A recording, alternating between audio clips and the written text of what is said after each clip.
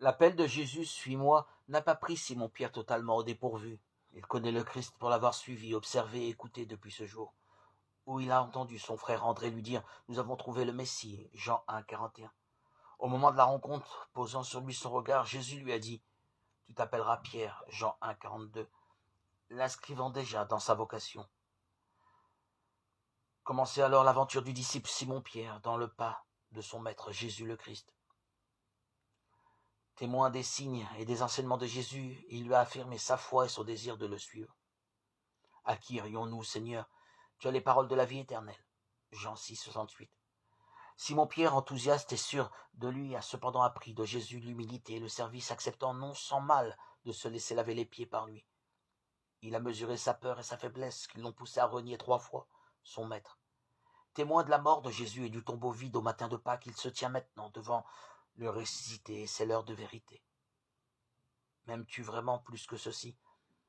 Sa réponse est la question 3 fois posée. Celle, son avenir de pasteur de l'Église fermement attaché au Seigneur. La finale, suis-moi, signifie à Pierre qu'il ne pourra rien faire sans le ressusciter, sans confiance en sa parole, sans l'aimer. Il vient d'en faire l'expérience dans le dernier signe de la pêche miraculeuse. Jésus assurera la fécondité de la mission de Pierre et des autres apôtres. Il sera leur nourriture et leur force pour l'accomplir. Venez manger. Pierre doit se laisser ceindre par Jésus.